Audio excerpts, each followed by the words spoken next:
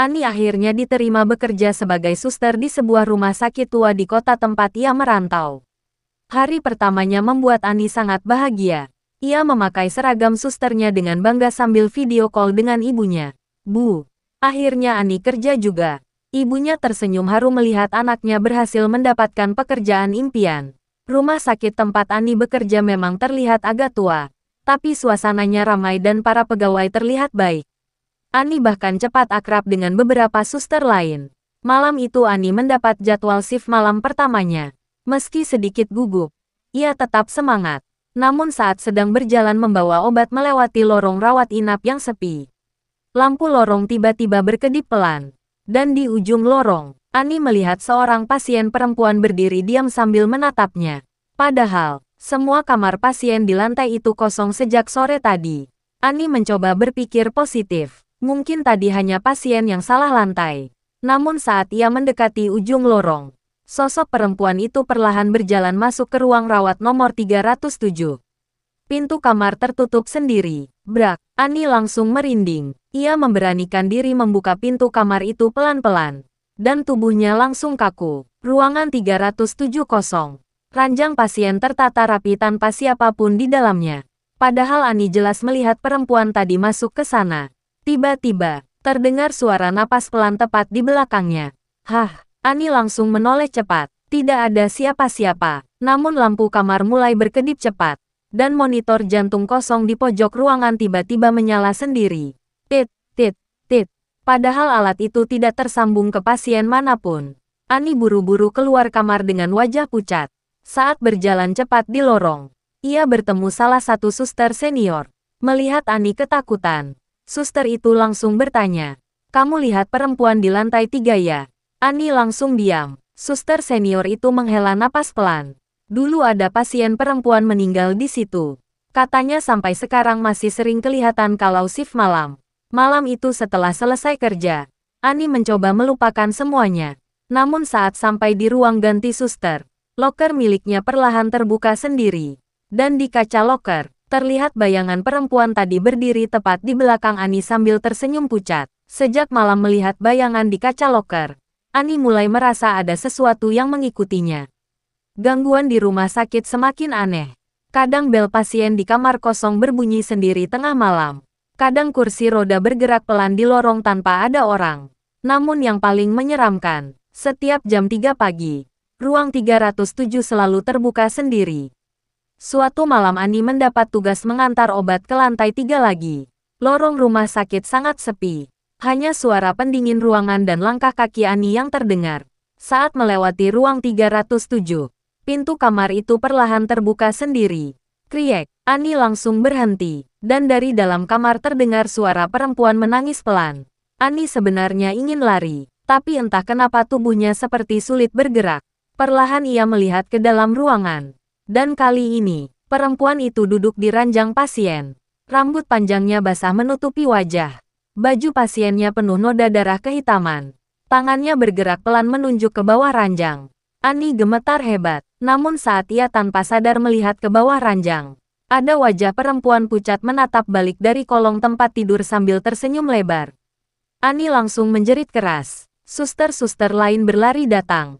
Namun saat mereka masuk, kamar itu kembali kosong. Tidak ada siapa-siapa. Ani sampai menangis ketakutan malam itu. Suster senior akhirnya menceritakan rahasia rumah sakit tersebut. Dulu pasien perempuan di kamar 307 meninggal secara misterius saat operasi. Sejak itu banyak suster shift malam mengaku melihat sosoknya berkeliaran. Bahkan, beberapa pegawai resign karena sering diganggu. Malam berikutnya teror makin parah.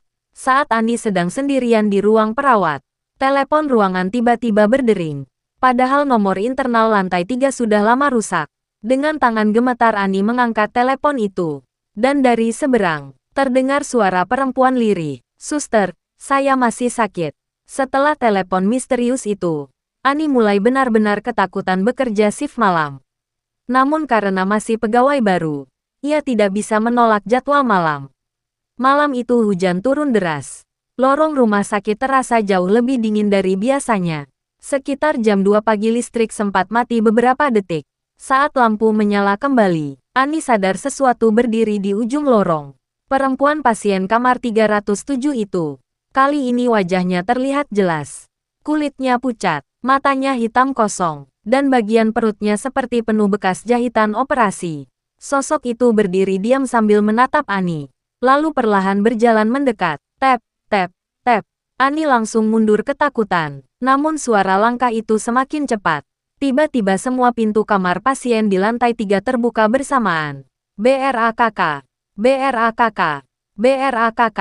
Lampu berkedip liar. Monitor jantung di kamar-kamar kosong berbunyi bersamaan. Pit, Annie menangis sambil membaca doa sebisanya. Namun sosok perempuan itu kini sudah berdiri sangat dekat di depan Annie. Bau obat dan darah terasa sangat menyengat. Lalu perempuan itu berbisik pelan. Aku belum boleh pulang. Tiba-tiba tangan dinginnya memegang pergelangan Annie. Annie menjerit histeris sampai beberapa perawat dan satpam berlari naik ke lantai 3. Namun saat mereka datang, Annie ditemukan pingsan di depan kamar 307. Dan yang membuat semua orang merinding. Di tangan Annie muncul bekas genggaman hitam seperti tangan seseorang mencengkeram sangat kuat. Keesokan harinya Annie demam tinggi dan hampir memutuskan berhenti kerja. Bekas genggaman hitam di tangannya belum hilang. Setiap kali ia mencoba tidur, ia selalu bermimpi berada di ruang operasi gelap dengan suara alat medis berbunyi terus-menerus. Dan di pojok ruangan, perempuan pasien kamar 307 selalu berdiri sambil berkata, "Tolong jangan tinggalin saya." Suster senior akhirnya membawa Annie menemui seorang ustadz yang sering membantu pegawai rumah sakit yang mengalami gangguan. Saat melihat tangan Annie, wajah ustadz itu langsung berubah serius.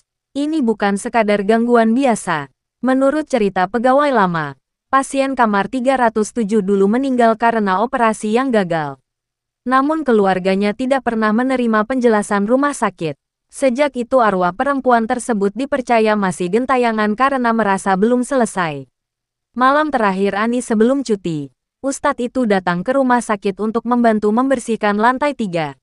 Awalnya suasana tenang, namun tepat jam 3 pagi. Lampu rumah sakit tiba-tiba mati total. Lorong berubah gelap, lalu terdengar suara perempuan menangis dari kamar 307. Tangisnya keras dan menyakitkan. Pintu kamar perlahan terbuka sendiri. Dan di dalam gelap, sosok perempuan itu berdiri di samping ranjang pasien sambil menatap Annie.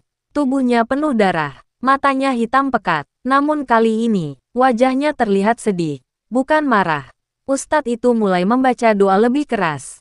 Perempuan itu menjerit keras sampai kaca jendela kamar bergetar. Lampu berkedip liar, lalu perlahan, sosok itu menangis sambil mundur masuk ke sudut ruangan yang gelap. Sebelum menghilang, ia sempat menatap Annie dan berbisik pelan. "Saya capek." Setelah malam itu, gangguan di lantai 3 mulai berkurang. Annie tetap bekerja di rumah sakit tersebut.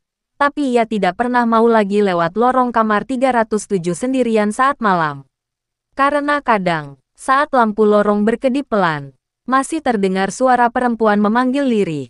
"Suster." Beberapa minggu setelah kejadian itu, kondisi Annie mulai membaik. Bekas hitam di tangannya perlahan menghilang dan gangguan di rumah sakit tidak seseram sebelumnya.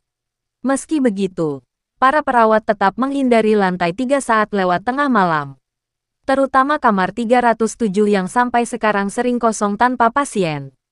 Annie masih bekerja di rumah sakit itu karena ia tidak ingin menyerah pada cita-citanya menjadi suster. Namun sejak malam tersebut, ia selalu membawa doa kecil di saku seragamnya. Karena kadang saat shift malam dan lorong rumah sakit mulai sepi, Annie masih mendengar suara perempuan memanggil pelan dari ujung lorong. "Suster, temani saya."